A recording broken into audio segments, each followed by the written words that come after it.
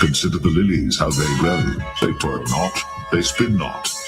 And yet I say unto you that Solomon in all his glory was not arrayed like one of these. If then God so clothed the grass, which is today in the field and tomorrow is cast into the oven, how much more will he clothe you, O ye of little faith? And seek not ye what ye shall eat or what ye shall drink, neither be ye of doubtful mind. This is our kingdom, a kingdom of righteousness. Praise the Lord. Praise ye the Lord. For all these things do the nations of the world seek after, and your Father knoweth that ye have need of these things. But rather, seek ye the kingdom of God, and all these things shall be added unto you. Fear not, little flock, for it is your Father's good pleasure to give you the kingdom. Sell that ye have, and give alms. Provide yourselves bags which wax not old, a treasure in the heavens that faileth not, where no thief approacheth, neither moth corrupteth. For where your treasure is, there will your heart be also.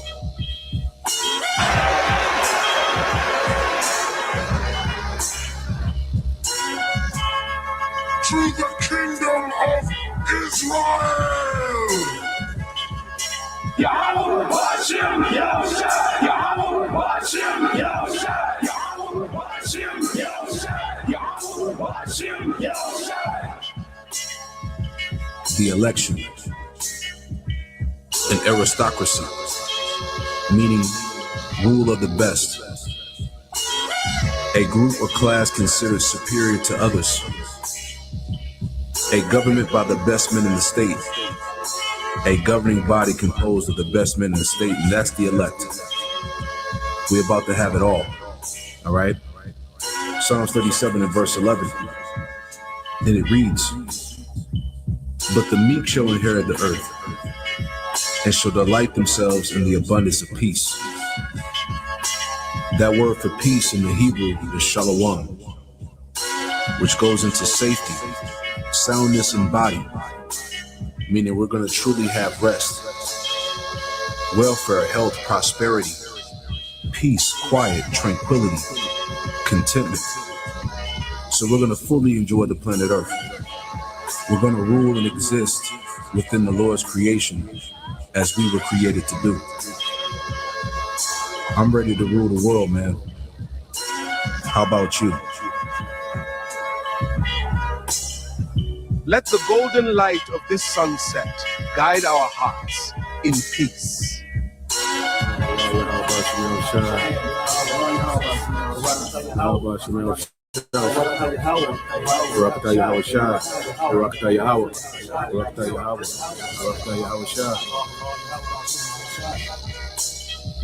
Fear not, little flock, for it is your Father's good pleasure to give you the kingdom. Sell that ye have, and give alms. Provide yourselves bags which wax not old, a treasure in the heavens that faileth not, where no thief approacheth, neither moth corrupteth. For where your treasure is, there will your heart be also.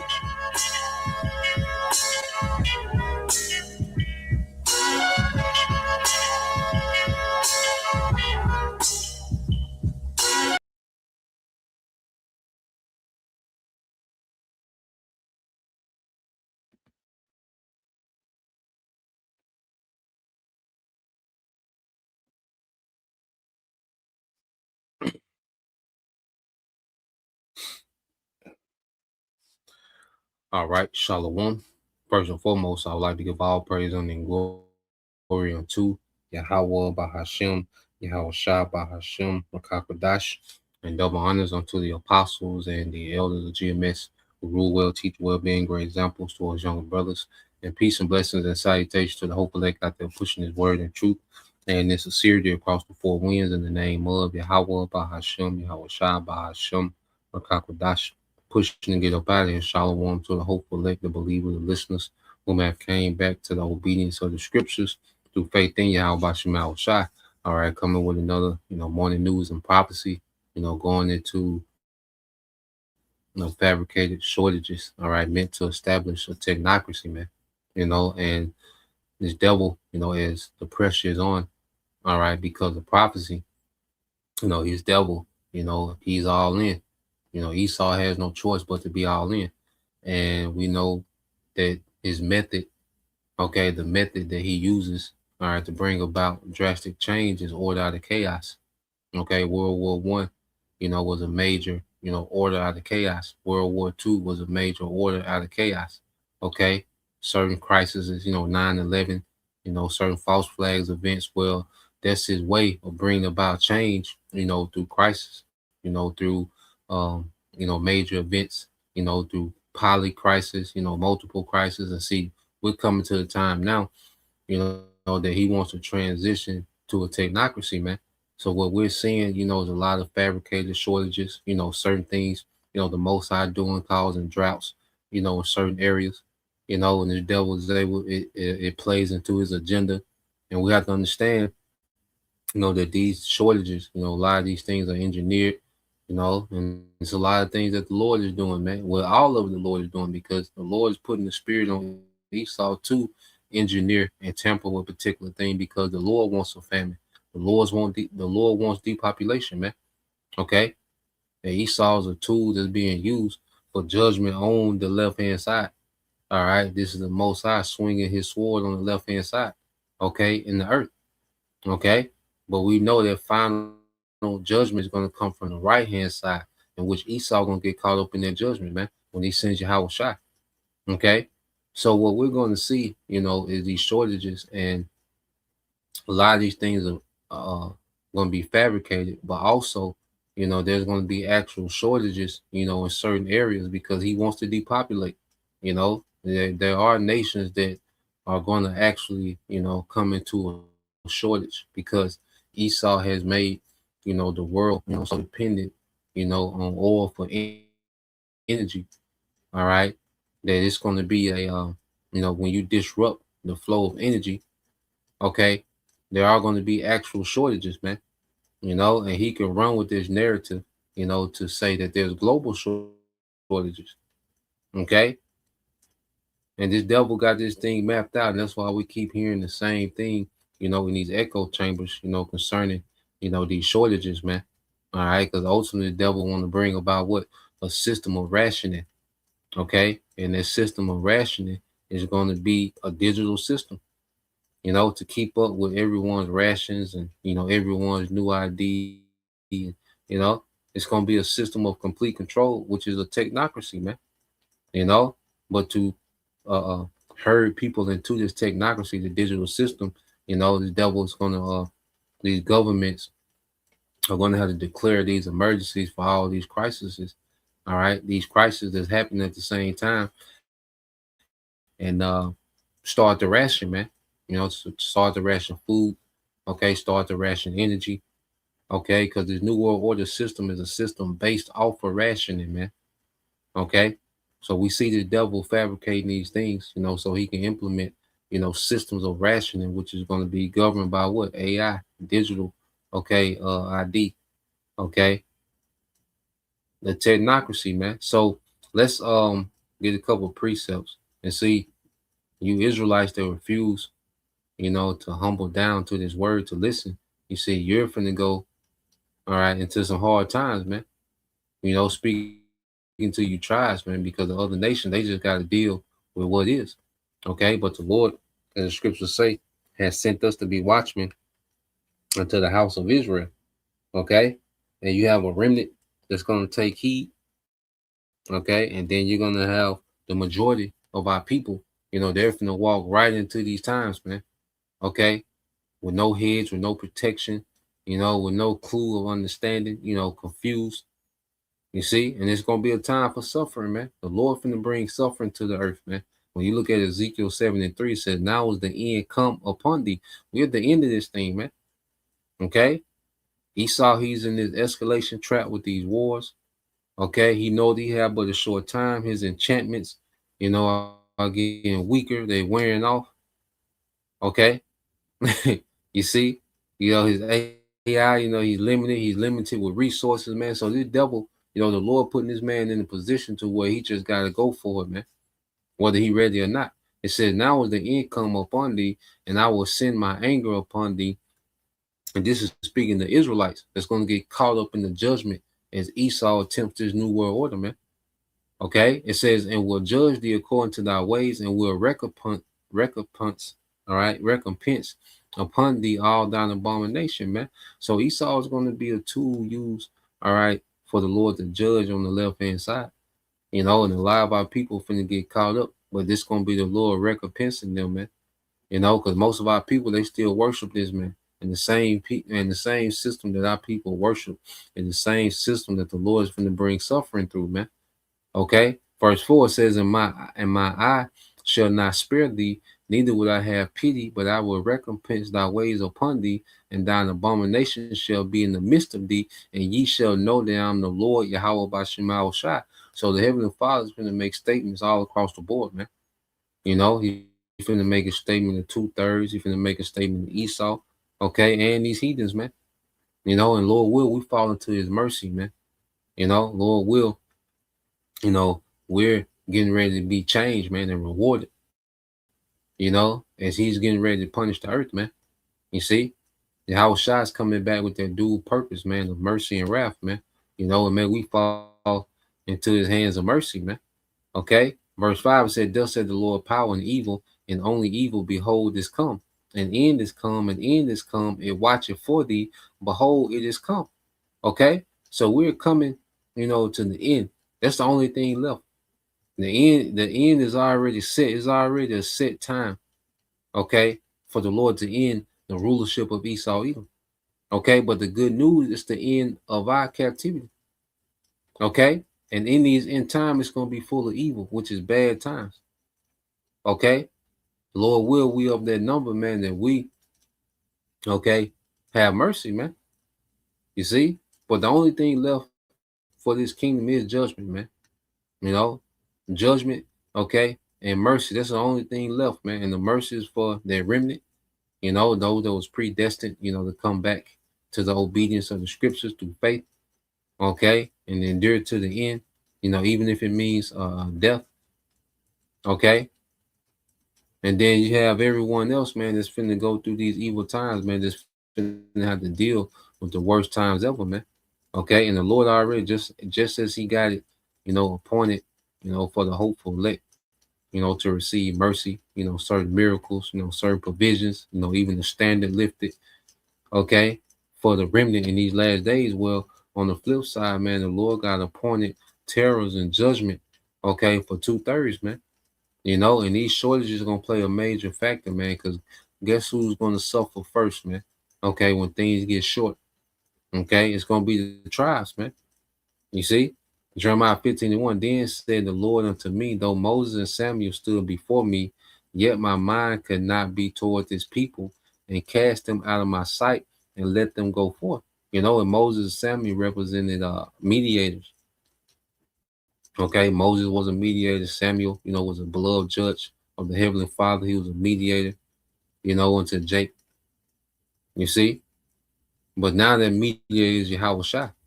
All right. And since our people reject Yahweh Shai, well, they have no one mediating for them in the heavens, man.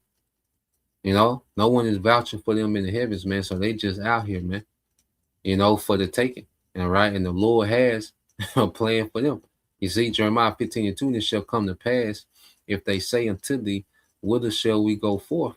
Then thou shalt tell them, thus said the Lord power, such as are for death to death, and such as for the sword to the sword, and such as for the famine to the famine, and such as for the captivity to the captivity.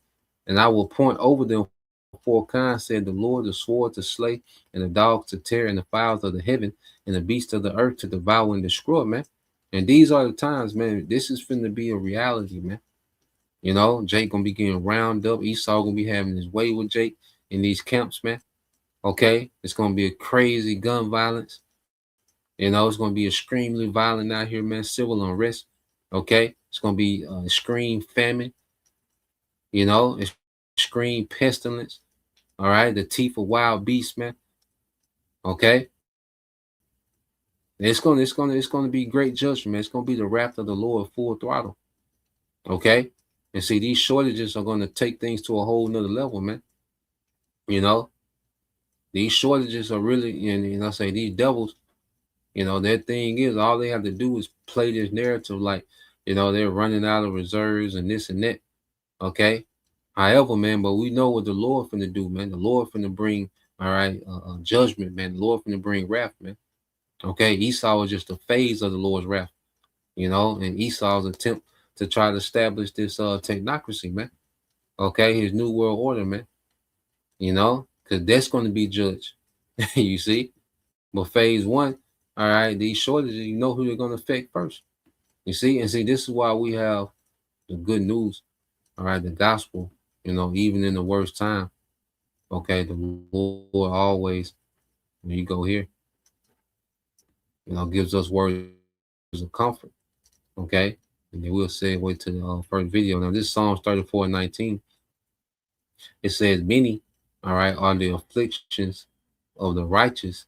Okay, but the Lord Yahweh Shemal Shah delivered him out of them all. Okay, so many are the afflictions of the righteous, but the Heavenly Father delivers them out of all, man.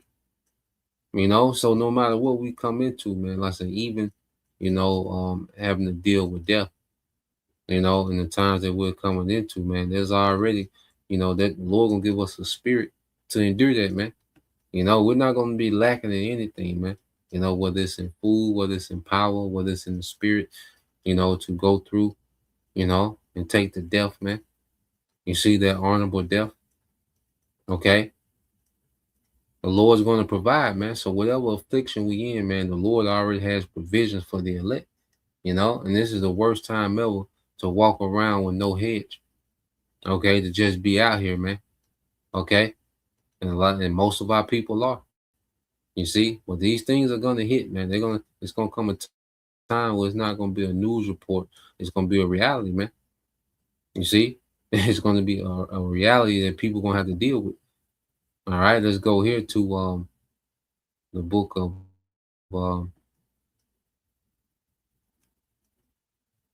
Psalm 37.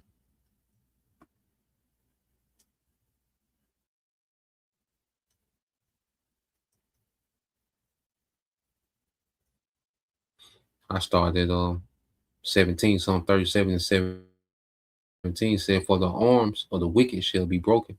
Yeah, his ability. You see, the Lord's getting ready to put an end, to this devil's rulership, man. His ability, all right, to rule in wickedness. It's going to be stripped away. Lord going to break that up. Okay?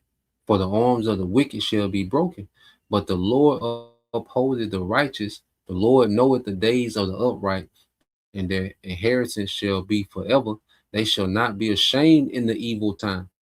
All right? So we're not going to be, all right, disappointed.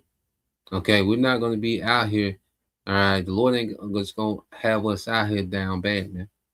Okay? This is a promise. He said they shall not be ashamed in the evil time. Okay? And in the days of famine, they shall be satisfied. Okay? This is a promise, and this is what we lean upon in these times, man. You see, this is what got to be in us going into these times, man, that the Lord promised, that we're not going to be ashamed, man. We're not going to be disappointed. We're not going to be embarrassed, man. All right. Made to look silly out here, man. Okay. We're going to go through, the persecution and, the lies and, the devil. He's, you got to go through that phase, man. You see, but what did it say? Yahweh Shai say he endured the shame before the joy that was set before him, man. So to these people, it's going to look like we're being shamed for what we believe. But ultimately, man, that's going to be a rite of passage, man. You see, that's why the disciples, they was the apostles, they was rejoicing, when they was getting beat for teaching in the name of Yahweh Shai, they was rejoicing because there was a token, okay, that they was part of the elect, man. That was a token that the Lord was dealing. You see, because Yahweh Shai let them know, look, if you suffer for my name's sake, well, great is your reward in heaven. You see? So even in the persecution, man, hey, we're going to be in the spirit of rejoicing, man, because that's another token, man. Hey, we're going to be solidified, man. That's just validation for us, man, to suffer, the persecution that's going to come in the midst of this, because that's a part of it as well, in the midst of all the shortages and poly crisis and the chaos, that persecution gonna come, man. Okay. But even in that, man, it's a spirit of rejoicing for us, man, because they're just a token, okay, that our reward is great in heaven, man. You see? So let's go from there. I wanna get this first video dealing with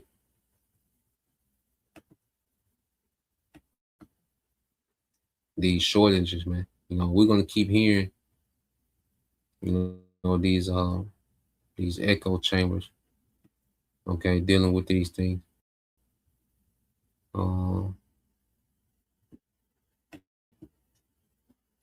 Let's see.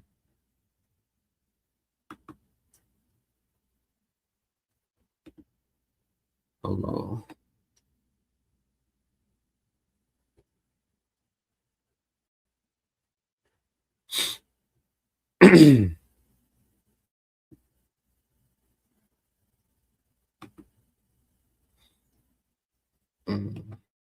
Let me go to this.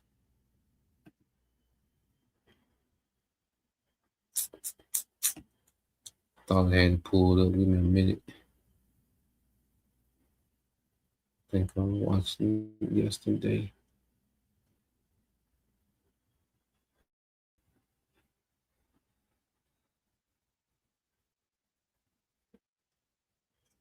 All right, here you go, right here. Because if the answer is weak. What if I could build an app that works my way with Base 44? My work moves fast.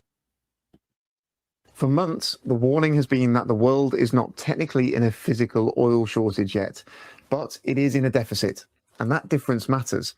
A deficit means demand is higher than supply, but the system is still able to function because countries, refiners, and traders are.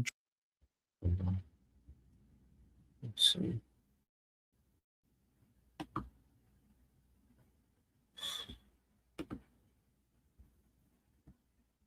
Insurance plan. Drawing down stored oil. A shortage is different. A shortage is when the stored oil cushion gets too low. The system can no longer hide the imbalance and real-world problems begin to show up. And that's when prices can move quickly. That's when governments start releasing emergency reserves. It's when petrol, diesel, jet fuel, heating oil become political issues, not just market issues. And according to recent warnings, the world may be only weeks away from that turning point. Take a look at this clip from Squawkbox Europe, where Jeff Curry, co-chairman of AVAX Markets, discusses the energy market, crude prices, and why he believes the oil deficit could soon turn into a real physical shortage. In this clip, he explains the difference between a market deficit and an actual shortage, and why falling inventories are the key issue to watch. We are not in a physical shortage yet. We are in a deficit, meaning that demand is up here, supply's down here, and we are drawing our inventories. So the market's still well supplied pretty much everywhere in the world. There's pockets of shortages.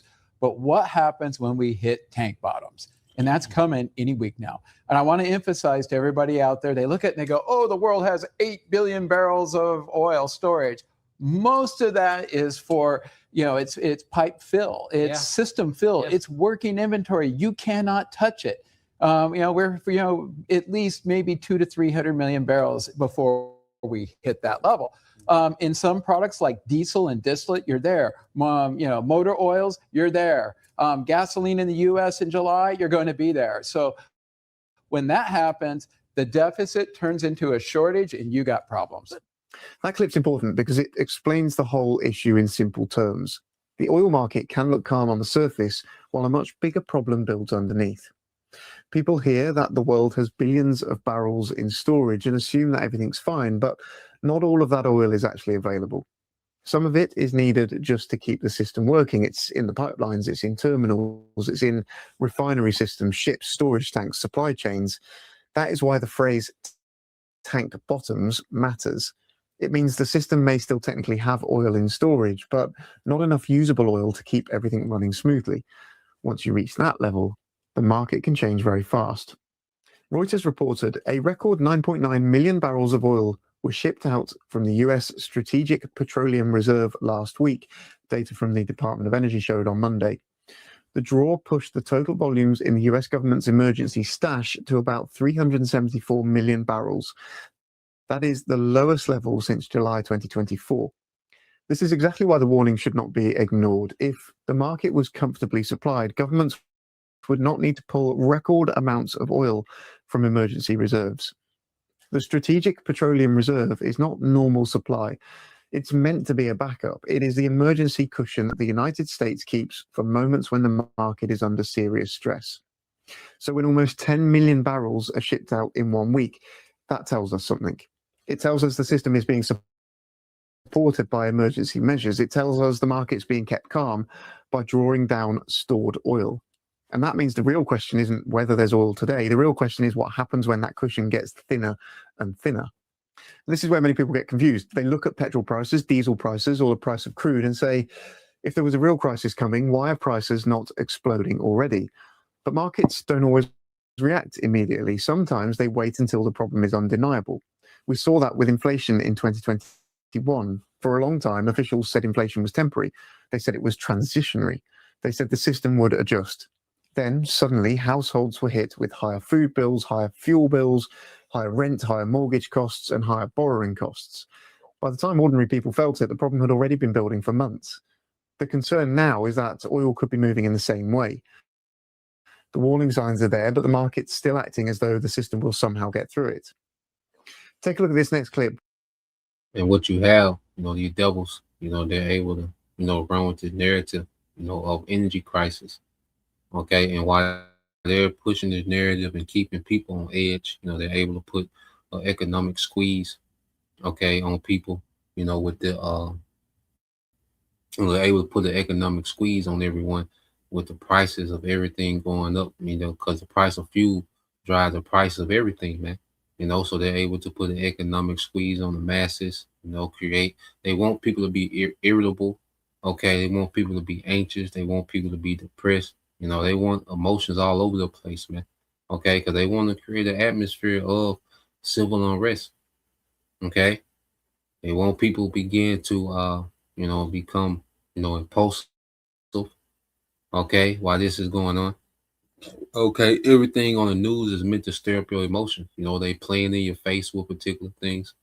Because here it is, they'll talk about it's an energy crisis, but then they want to build a data center. Okay, 62 square miles. Okay, but then they tell you it's an energy crisis. Well, wait, that takes a lot of energy to build and to run that. So how is it, how is you got, plans, they're we're doing eminent domain. Okay, taking people's land. Okay, for the sake of data centers, they're buying out these local officials. Okay, they're claiming that these data centers are now, part of the defense budget. Okay, so here it is. They're rolling out, all right, the infrastructure for the technology, but telling you there's an energy crisis, man. Okay, so they're gonna run with this narrative as they're setting up, okay, this infrastructure for the new world order. We went into the flock camera systems, just popping up everywhere. That's all new world order infrastructure, man. Okay, this whole thing with the ring cameras. What's the name of that?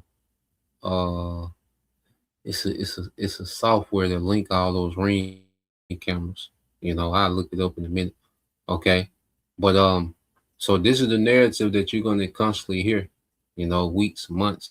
Hey, this nation gonna run out. This country gonna run out, and they're gonna start. More than likely they're gonna start shutting off the pumps, man. Okay. More than likely, it's a lot of food that's not going to be able to be transported. Okay, which makes it a crisis where the government has to step in. It's going to go beyond just high prices. Now the next phase is rationing. Okay, so let's play a little more, and then we'll segue. Where Jeff Curry explains why many people are still relaxed, even though people inside the commodity world are warning there's a problem. But really interesting, Jeff, just in my own life, whether it be heating oil at home, whether it be filling up at the tank, I noticed prices were not significantly, but decent a bit lower off their peak on all the products I use of late, and I'm buying forward and what have you as well. Why is it that this weeks away from major crisis that you're talking about, why are people just so relaxed about it? Because everyone that comes on here, besides the three people you listed, and there's a few others I'm not going to be, are very dismissive of this. So the expectations are that, hey, we're going to get through this. I like to point out that none of these people touch bushels, barrels, or metric tons of any commodity. And that point matters because there's often a gap between financial markets and the physical world. Financial markets trade expectations, they trade headlines, sentiment, they trade what investors think central banks, governments, and traders are going to do next. But commodity markets are different because at some point the physical product has to exist. You can't print diesel, you can't create jet fuel with a policy announcement, you can't replace a missing barrel with a press conference. If refiners cannot get enough crude, if shipping routes are too disrupted, if inventories fall too low, then the physical reality eventually forces the market to respond. Reuters reported the Trump administration is seeking a release of 172 million barrels from the reserve as part of a global agreement to calm oil markets. Prices spiked over the US-Israeli war with Iran that began nearly 3 months ago. The Energy Department in April had offered about 92.5 million barrels of sweet and sour crudes from the 4 different storage caverns along the Texas and Louisiana coast. This shows how serious the situation has become. A 172 million barrel release is not a small move. That's a major attempt to calm the market and stop prices from running away. But there's a problem with relying on emergency reserves. They can help in the short term, but they don't fix the underlying shortage risk. They buy time, they smooth the shock, they make it feel calmer than it really is. But if the reason for the shortage is still there, then the emergency release simply delays the pain. It doesn't remove it, and if the reserves keep falling, the market may eventually start asking a much more uncomfortable question. How much is left? That's why the Strait of Hormuz issue is important. Before the conflict, around a fifth of global oil supply passed through that route daily. That means it's not just another shipping lane, it's one of the most important energy choke points on Earth. If that route's disrupted even partly, the entire global oil system will feel it. The impact doesn't stay in the Middle East. It reaches America, it reaches Britain, it reaches Europe, it reaches Asia. It reaches factories, airlines, supermarkets, haulage firms, farmers, families. Oil is not just something people put in the cars. It's built into the cost of almost everything. When oil rises, transport costs rise. When diesel rises, delivery costs rise. When jet fuel rises, air travel costs rise. When energy costs rise, food and goods become more expensive. And this is where the story becomes bigger than petrol prices. A lot of people hear oil crisis and immediately think about filling up their car. But the Strait of Hormuz is not just a fuel route. It's one of the most important trade choke points in the world. If that route's disrupted, it doesn't only affect crude oil, it affects gas, chemicals, fertilizers, metals, industrial materials, and the inputs needed for modern manufacturing. That's why the phrase pandemic-level shortages is so serious. During the pandemic, the problem wasn't simply that things became expensive. The problem was that certain goods were missing. Factories couldn't get parts, shipping routes were clogged, and businesses had to slow down because one missing input can stop a whole production line. Take a look at this clip where Ron Insana explains why Wall Street is finally reacting more seriously and why this crisis may be moving toward pandemic-level shortages. Well, I think the reacceleration military action shocked Wall Street. Everybody thinks, as you said earlier in the program, that this is just going to be done sometime soon because they're getting hints from the White House that everything's under control, that gas prices are going to come down, that oil is going to start flowing through the strait again. And with this new military altercation between Iran and the UAE firing on U.S. ships, that calls that entire line of reasoning, if you will, into question. And so, as you also noted, with that last ship getting to port in Los Angeles, we now have months to wait for oil to make it around the world because it takes quite a long time for oil tankers to leave the strait and get to their ultimate destination. So, yeah, this is finally a recognition that we're approaching, pandemic level shortages of certain goods, energy goods. That clip. Yeah, so you're gonna keep hearing, that in Esau's echo chamber, that a shortage is coming, an actual shortage. That they're, about to reach, tank bottom. okay, to where it's going to be actual shortages, man. And that's going to be a great excuse, okay, for the devil, all right, to start to bring in rationing, okay. Now, let me put this up here. So that's that link to that video, all right. But yeah, when you go here, because these devils are rolling out, all right, certain infrastructure. We know they're doing the data centers, all right. Then we know we're doing the flop camera systems. You know, they're doing that. And then they got this thing with Ring, you know, which Palantir is, you know, in the mix of everything, okay? Because Palantir is the facilitator of all this data, okay? Now, when you go into it, it says community-wide camera integration lets neighborhood link their Ring devices to share alerts, track missing pets, all right? Like they care about missing pets, okay? All these children go missing a year, but you think they care? The Ring cameras to protect missing pets. Okay, it says a coordination safety efforts. Ring manages these connections through localized sharing features rather than a singular centralized hardware network. It says law enforcement agency use this system to request video clips from residents, all right, in specific neighborhoods to assist active, all right, investigation. You can manually choose whether to share your footage, all right, and request or publicly log in your feed. And you best believe that they don't need your permission to tap into your camera system, man. Even if you don't have the Ring camera, all this technology, if it's on, all right, this devil's database, okay, he can tap into it. Your phone, your home cameras, okay, your car, you know, these newer cars with all this technology into it. That's another thing why he wants to you know, make gas unaffordable for the common person, man. You know, so he can push these newer cars. I believe there's a uptick in people buying these EV vehicles, these electric vehicles. Okay, because the EV vehicle is better suited for the digital public infrastructure, man. Okay, so he's herding everyone into a digital infrastructure, man, to a technocracy, man. You know, and now he just needs to create the chaos, okay, that makes the technocracy look like saving grace. Okay, and what it's called, this the name of it. It's called the AI search party. You know, that's the name of that feature. You know, on these Ring camera called search party that link all these Ring cameras together. Okay, they said this feature use artificial intelligence to scan outdoor cameras within your vicinity when a pet is reported missing. Alert owners if a match is detected so they can share the clip, man. Okay, and ultimately that's just surveillance state technology, man. Okay, has nothing to do, all right, with no goddamn missing pet. Okay, no Yorkie. Okay, little bulldog. They don't give a damn. Okay, about no missing pets. Okay, they have people, you know, already installing.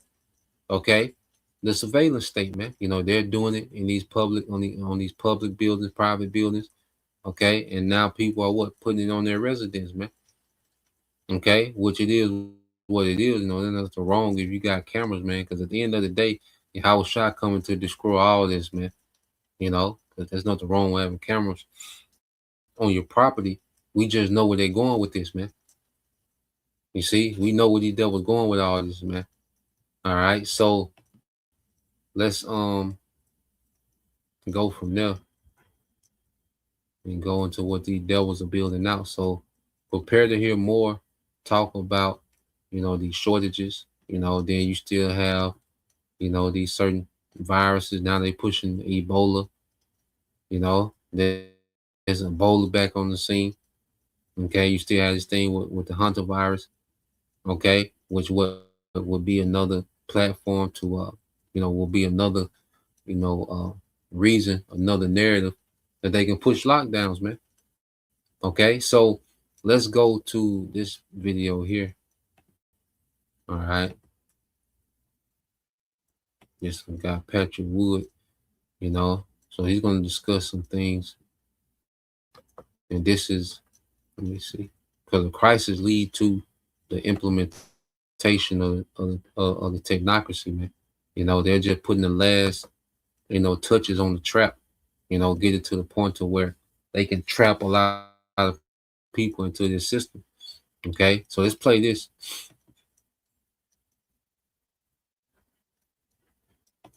scientific discovery or scientific principle, and there's no need for discussion. That is the body politic, if you will. So this escapes them at this point. We see this today, where political discussion is being swept away, and it's a crazy thought. The other thing that they wanted to do in 1932 is get rid of the currency, the dollar. They wanted to have energy script controlling the society and the economic system. That was crazy, but it was basically modeled on what we know today as universal basic income. This was a core tenet that they had in 1930s. Fast forward, it's almost 100 years at this point, and you can see the same things are being talked about today. Yeah. So it is amazing, and we don't hear the term used very.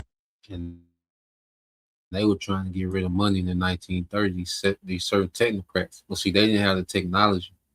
Now they have the technology, man. You see, technocracy was a thing in the 30s, and Elon Musk, his grandfather on his mother's side, all right, was a major part of their technocracy. Okay, and he ran with who? Donald Trump uncle. Okay, Elon Musk and Donald Trump uncle, they was running in the same circles. You see?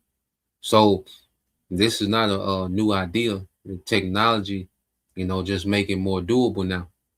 And this, the Lord setting Esau up for failure. You see?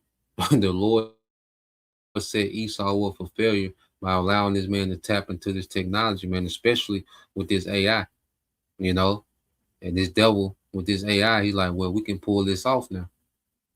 We have the tools to pull this off now. You see? So let's play a little more. Much anymore, probably because it got a bad smell. But you're right, the parallels in terms of the policies and the ideas are very, very clear. So, Pat, in your article, you talk about the end game of technocracy is upon us. So I guess a two-sided question here. What is the end game of technocracy? Where does this lead if we don't stop it? And when you say it's upon us, is it imminent? Are we doomed? Is there anything we can do? It's really upon us. Who knows at this point? There might be a chance to do something to derail the whole process, but at this point, they have so much infrastructure built that's surrounding us at this point. That, for instance, the work on tokenization and the digital currencies and the real ID and stuff like that. All this infrastructure has been built, and it's not being used quite yet, but it will be at some point. That's why they built it in the first place. Technocracy works on infrastructure. This is an important thing to understand. When they lay the trap, it's always with infrastructure first. Then once the net is there, if you will, then it can catch everybody and just close the loop, and you're captured at that point. So what these technocrats have done over time, it just didn't happen overnight for sure, but it took time. But now they've established AI as a principal weapon of engagement. The digital ID, the surveillance system in place all over the place. All the data has been removed from our government and put into the cloud at this point to be managed by Palantir. That's huge too. So he said they always set the trap with infrastructure. Okay, so as they're putting the finishing touches on this infrastructure to get it to the point to where they can switch over, you're going to keep hearing narratives about shortages. Okay, so they got these narratives out there. They working these narratives, and it's a light push on it, because we know during the C19 2020 they did a hard push on it. Things move quick. Okay, but we know, all right, when these devils get to a certain point to where they feel as if they can that they can switch over, okay, to this new system, okay, they're going to go hard body with these crises, man. Okay, because the infrastructure is being rolled out. Data centers are going up, cameras are going up. Okay, currencies are being devalued, getting ready to crash. Okay, all these things are happening at the same time. You see, and the trap is going to be laid to where you're going to have to make that decision. Okay, my brother can put that Revelation 3:10. You see, the hour of temptations at hand. You see, because he's gonna, I say, he's gonna go hard body with these crises to make this technocracy look real, attractive, man. This technocracy is gonna look attractive, okay, in the atmosphere of desperation, okay, because it's gonna say, well, look, in order to prevent us from getting to this point again, where we're gonna organize things far better, okay, through technocracy, we have a science, okay, of how things should run, how things should operate. Okay, this is what the devil is getting ready to push. You see, so the infrastructure, for the MOTB is being rolled out as we speak.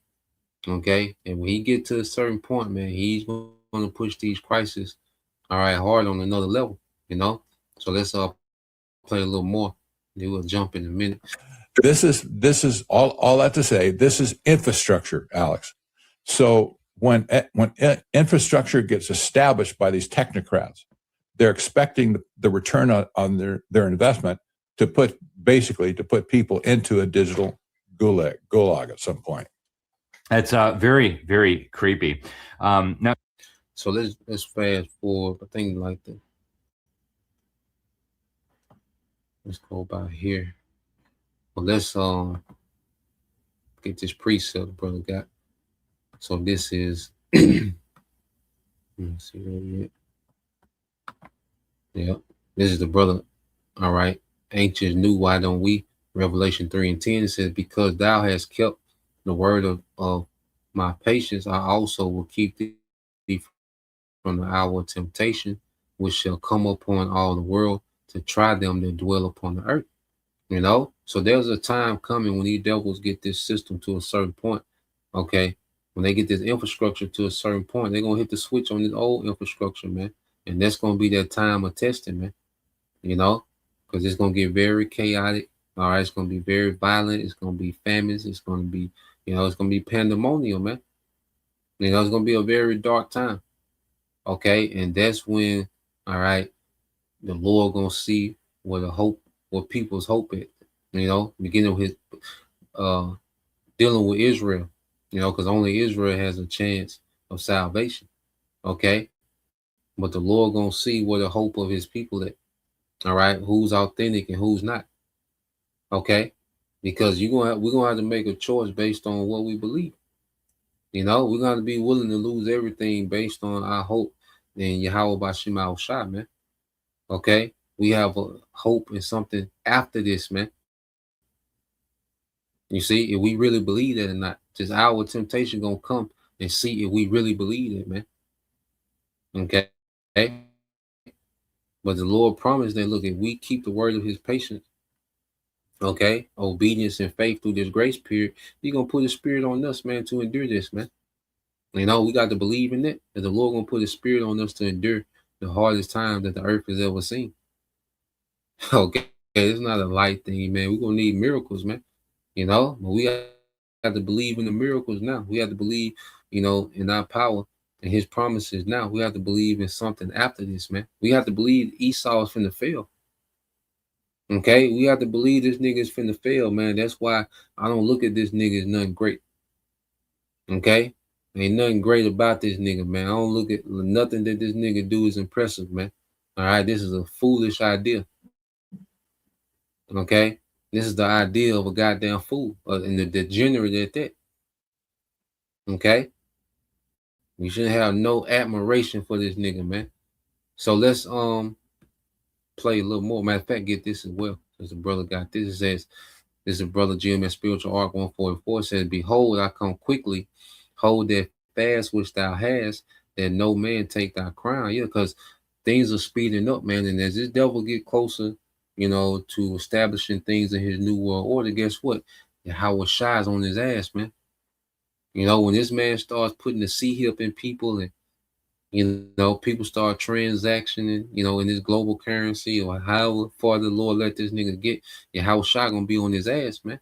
And we just gotta hold fast for this moment, man, to be blessed forever.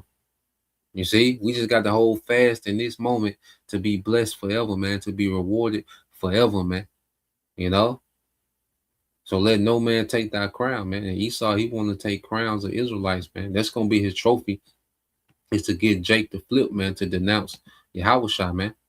You see, that's gonna be Esau trophy in this time to get Jake. To get Jake to denounce Yahushua, man. That's what he gonna be aiming at the most, man. You see. So nah, man, we being built to endure right now. Okay. So let's play a little more.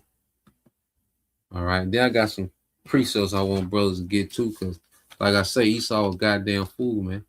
If a brother can get Proverbs 10 and 14 in the NLT, and if a brother can get Proverbs chapter 14, verse 3 and 7 in the NLT, and Ecclesiastes 10 and 15 in the KJV, Bob Bashar, So let's play some more of this. Exactly. So, yeah. So the thing that we need to reject here, that China had more to the social credit scoring system for it. That's not political. That's basically economic control.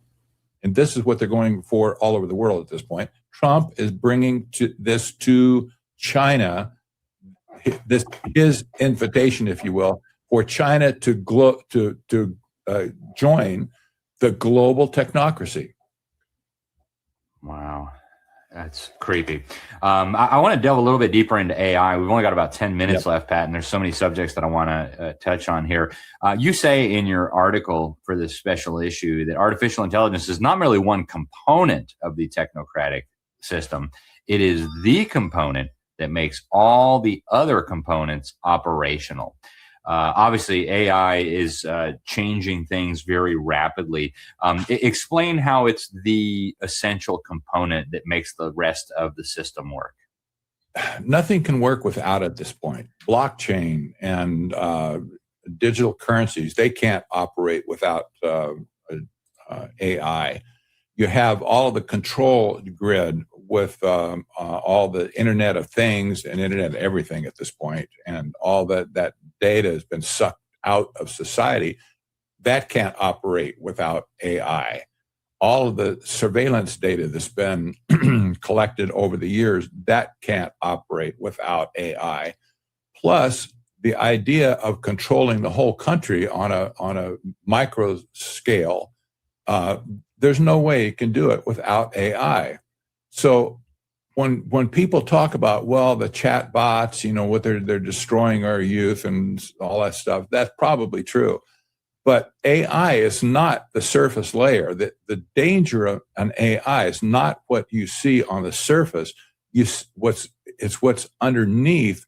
It's the control grid that can take all this information on society, manage it, interpret what it means to the AI, and then use it to control the people.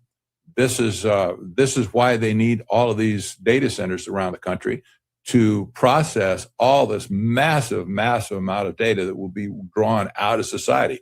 Consider all the data our data that's been put into the cloud at this point in Washington, D.C., thanks to Doge. And this is all managed now corporately by Palantir. This has never happened in the history of our world. All that data in Washington, D.C. was always siloed on purpose. For instance, all your tax data, all of your health data, they were separate, right? They're not separate anymore. They're being managed by one entity in the cloud. That's a huge effort to use AI to control all that data. Why do they want to control it? You'll shortly, when the digital ID things get settled, you'll find out exactly why they have all that data and what they're going to do with it. Wow, that's And that's why you had, Elon Musk. All right. What did Elon Musk do? He came through, and he stripped all the data, okay, from the government files and handed it over to Palantir. Okay.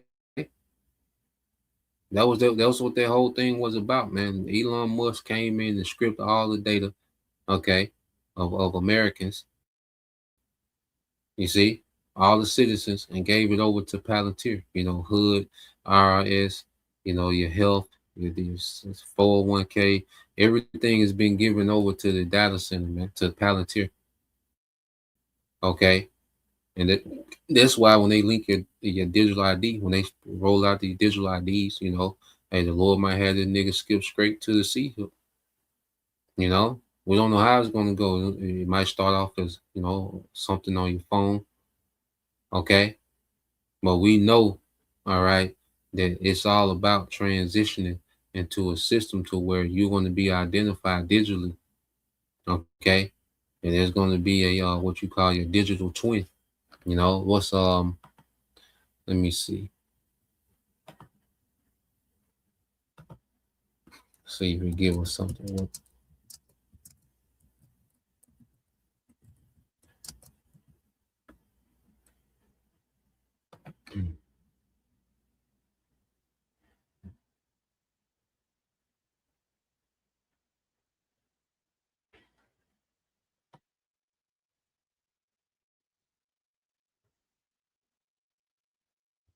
So let's go here. Just real quick, get the definition. All right,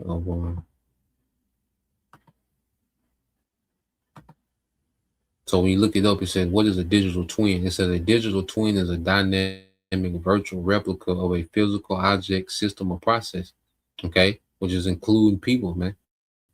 Okay, it says it pairs the physical entity with real-time data and artificial intelligence, allowing organizations to monitor performance, okay, run simulations, and predict future outcomes without interacting with the real world asset. Okay, so they want everyone to have, everyone that survives the chaos, they want them to have a digital twin. Okay, and the digital twin is going to be based off all your information, your data, your patterns, your habits, and that's what they need AI, to pick up on your habits, okay, your routines, okay, your facial expression, all these things, and then they can use that to what? All right, monitor your performance, run simulation, and predict your future outcomes.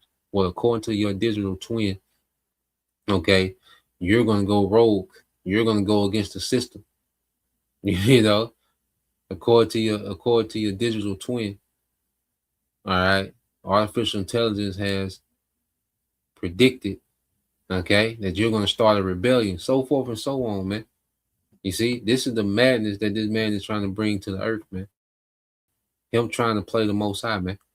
Okay, it says unlike a standard 3D model or static simulation, a digital twin relies on a two-way flow of information. Sensors, okay, on the physical object, the C-HIP, send live data to the virtual model, and the virtual model uses the data to run diagnostics or optimize that can be applied back to the physical twin. Okay, so this devil's gonna be able to send instructions. All right, what you need to do based on, the prediction of AI. Look, you need to start doing this. You need to start doing that. You need to, you need to get educated on this. Okay, all type of madness, man. And then you got a thing called a digital footprint. Let's see what that is. A digital footprint. Let's see. It says a digital footprint is a unique trail of data you leave behind while using the internet. It includes the website you visit, emails you send, online purchases you make, and information you share on social media. Your digital footprint is built in two primary ways. Your active footprint, data you intentionally leave behind, such as posting it on social media, filing out online, filling out online forms, or subscribing to newsletters. Passive footprint, data collected unintentionally, such as website using cookies to track your browsing habits, IP address logging, and apps tracking your location. While your digital footprint matters, reputation management, employees, universities, and landlords frequently search for applications online. A positive or clean footprint is crucial, man. You know? So it's just one big system, all right, of constant surveillance, all right, constantly grading you and reporting you, okay? Social credit behavior, a major behavior modification, okay? And then all of it is destructive to the earth. You know, it's another thing I had looked up. And look at this real quick. Let me see if I still got it pulled up. Yep. Okay, pull this up real quick. I meant to bring this out the other day. So when you go here, I just asked, could technocracy disrupt the natural world? It says yes, a technocracy could profoundly disrupt the natural world by prioritizing purely quantifiable data driven optimization over ethical and ecological nuance. A governance system run by a technical expert risk treating ecosystem merely as complex machines to be engineered, managed, or heavily extracted for human advancement. The natural world is vulnerable to this type of governance in several specific ways. It says hubristic geoengineer.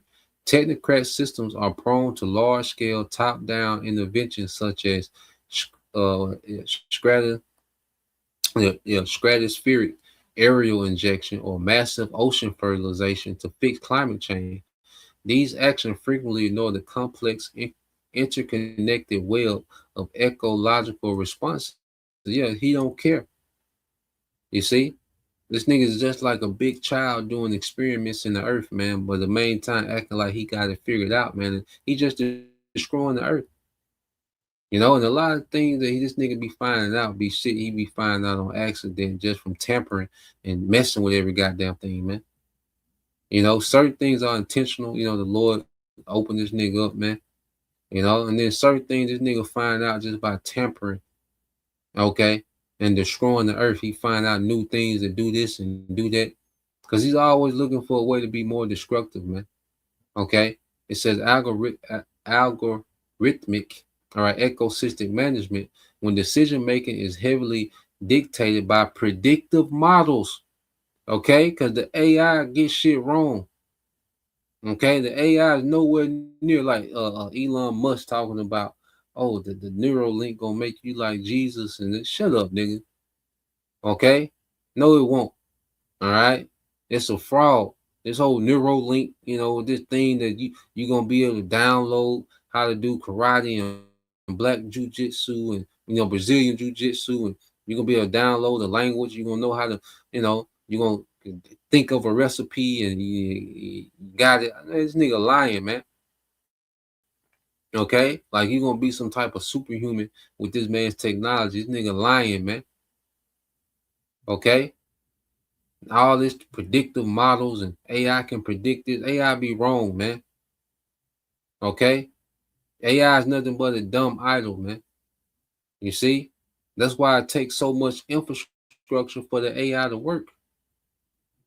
You see? See, when you ask AI something on your phone and you just think, people just look at this little device like, man, this little device is giving so much information. No, it's a huge ass network. Okay, satellites, data centers. Okay, it's a huge system behind that one answer that the AI gave you. So it's a lot that go into this AI giving you this one answer, man. Okay, so this nigga with this, trying to predict everything with AI. Well, according to the AI prediction, we should do this, man. That will be a terrible way to run the earth, man. Okay, but Esau's a goddamn fool, man. Never look at this nigga like he's something great and got things figured out. This nigga's a goddamn fool, man. Okay, and it's a foolish idea. You see, and it says rare or localized biological realities can be overlooked. If an algorithm deems an old growth forest inefficient compared to carbon capture All right, monoculture. Nigga, I don't want to read all this shit, man. Just a bunch of confusion, man. Okay, so let's get a couple of precepts. Okay, and then I think I put that video in the chat.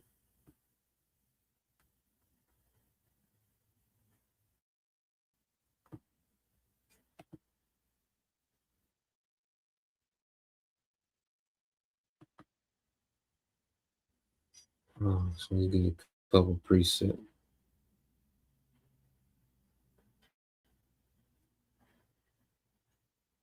When you go to this brother Yashima tribe of Judah, Proverbs 10 and 14, it says, wise people treasures knowledge, man. And see, we have true knowledge, man. You see, the Lord, all right, because brothers are into nature now, brothers are, into, the herbs and the natural way, and, the stones, the qualities of certain stones, and, brothers are tapped in. We're because it goes into rehearsing the righteous acts as well, because we're gonna rule the earth, man. So learning about the earth, that's part of us, becoming rulers, man. Learning about the earth that we're gonna rule, and we know that hey, when we get those new bodies, man, we're gonna be opened up to another level of wisdom of how the earth actually works, man. You see, King Solomon, he said he knows, if a brother want to get that, what's that wisdom of Solomon, like 7, 14, 15, how he knew about the operations of this and that, we're going to get that wisdom back, man, on a whole nother level, man, and run the earth the right way. Okay, all this AI BS, all right, it's going to be, hey, the House Shah is going to clean the earth of that madness, man. Okay, every data center, every camera, everything associated with AI is going to be destroyed, man. Okay, hey, how the works of this world shall be burnt up. 2 Peter 3 and 10.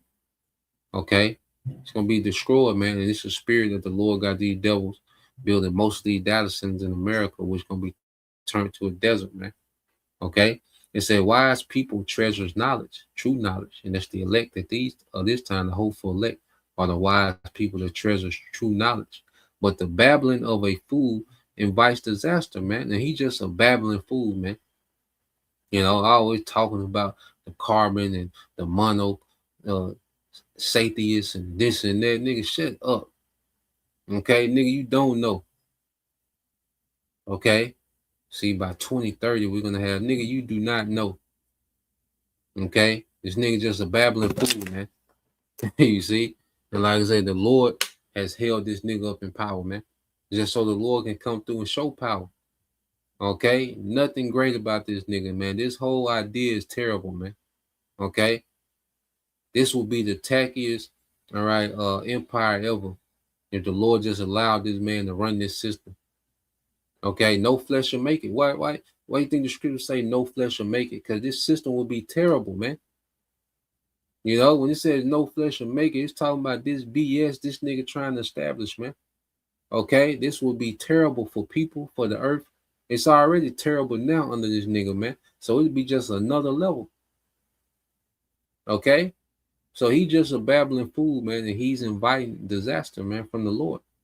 Okay, it says let's jump down.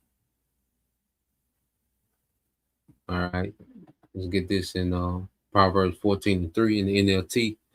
It's brother Yashima tribe of Judah. It says, a fool's proud talk becomes a rod that beats him, but the words of the wise keep them safe, man. So the words of the wise, okay, which is the hopeful elect of these times, well, this is safety in this, man. You see? And it's going to lead to a deliverance. It's going to lead to being, having the Lord having mercy in these last days, and also a deliverance, man, where we're going to be safe forever. Okay? But the fool's proud talk becomes a rod that beats him, man. Okay? So this nigga proud talk, okay, is going to be a rod that beats him. It's going to turn to punishment, man. Okay? It's only so far that the Lord going to let this nigga talk and try to execute this wickedness in the earth, man. You see? And this devil, he's confusing his goddamn self, man. Ecclesiastes 10 and 15, it said, the labor of the foolish wearieth every one of them. Okay? So this man is laboring for this dumbass New World Order, and he's wearying himself, man. Okay? He's running out of resources for the data centers. You see, the war ain't going exactly like he want. He's able to, and that's another thing. There's things that did, like I say, things be backfiring on this nigga, but then he also know how to jump out there like everything is going exactly how he wanted. No, it's not. Okay, because you best believe them oligarchs of the West wanted their scrape, man. Okay, but prophecy is starting to resist this nigga, man. Okay, and he's becoming weary. Okay, so this nigga is becoming weary. All right, with laboring for this foolish New World Order, man.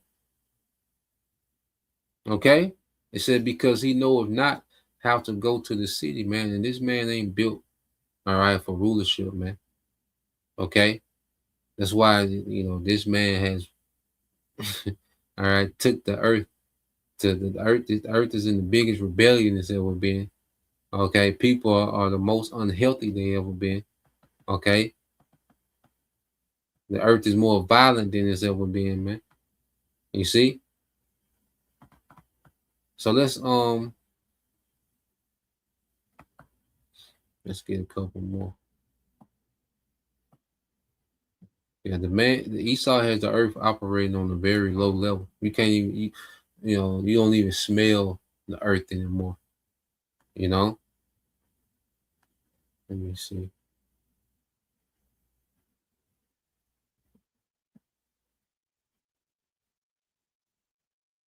Oh yeah, come. So when you go here, this is brother GMS Spiritual Art 144. It says Wisdom of Solomon 7:17. It said, for he have given me certain knowledge of things that are, namely, to know how the world was made, the operation, okay, of the elements, okay. It says the beginning, the ending, the midst of times, the alteration and the turning of the sun and the change of the season. You see? So King Solomon had the knowledge needed to run the earth in its proper order. Okay. He had the true knowledge and understanding, true wisdom, the true science of how the earth should be ran. Okay, the operation of the elements. Okay, all these things that Esau boasted in, man. Hey, look, we've been at a higher level than what we see Esau got now. Okay, King Solomon's on a way higher level than these Edomites, man. Okay, these devils just been given what their global, rulership, and their global reach in these last days. You see. It says the beginning and the ending, understanding, let's say how the earth was made, okay? And in the midst of times, understanding, the different time periods, okay? Having wisdom of all time. You see the alteration of the turning of the sun, astrology, which is astronomy, because astrology, that's when you go to witchcraft, but astronomy is just the knowledge of the celestial beings. Astrology, that's the witchcraft, the dark magic, that goes with it. All right. It says, and the change of seasons, all right, the weather, the circuits of years, and the position of stars, was that's heavy for agriculture because it was Jake. I think it was Jake that came up with the almanac. Okay. When you go into it, it was Jake that came up with the almanac, man. Okay. Let me see if we can find that real quick. And while I'm getting this, can the brother post Wisdom of Solomon 6:24? Okay. Let me see. I remember my brother saying that. Because you need to know the seasons, dealing with the sun and all that, the stars. Cause you gotta know that information when it comes to planting and harvesting. King Solomon, he understood that, man. He said that.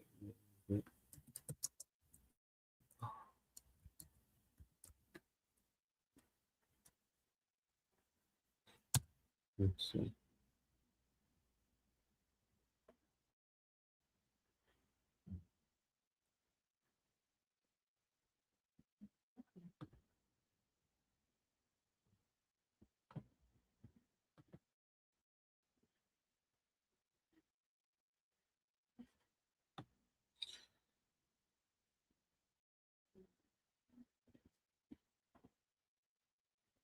Yeah. And then they trying to date it back to the Greeks and the Egyptians, but all right, the Egyptians got a lot of their information from Abraham, dealing with, astronomy, dealing with planting, harvesting. Okay. And then you had recent, it was Benjamin Banneker, a self-taught black mathematician, astronomer, and inventor. Banneker created and published one of the early successful series of almanacs in the United States, starting in the 1790s, man. So Jake had that knowledge, okay, of the changing of season, the plant, the harvesting, the moon, the sun, those celestial beings, man. That was Jake. You see? So the rightful rulers, hey, the Lord is transitioning the kingdom, man. Ultimately, when we look at everything that's happening, it's a transition of kingdoms, man. Okay, and Esau, all right, he's going to be made to look like the damn fool. Okay, and this is the brother servants of Yahushua, Wisdom of Solomon 6:24. But the multitude of the wise is the welfare of the world, and it says, and a wise king is the upholding of the people, man. And we know it's going to be Yahushua. Okay, that wise king is going to be for the upholding of the people, man. Okay, we're really going to see the earth function, in this full capacity, in this strength. You see, so Lord will, we're joint heirs, with Yahushua, you know, and then and you, the rest of the 1/3, because you have the first fruits is going to be part of the governing body with Yahushua. Okay, then you're going to rest of the 1/3 men, women, children delivered, under their government, man, under Yahushua. Okay, so the Lord will, we endure, but Lord will, you brothers and you sisters edify once again. I want to give all praise and glory unto Yahweh Bahashem, Yahushua Bahashem, Makakadash, and double honors unto the apostles and the elders of GMS who rule well, teach well, being great examples to our younger brothers, and peace and blessings and salutation to the hopeful Shalom.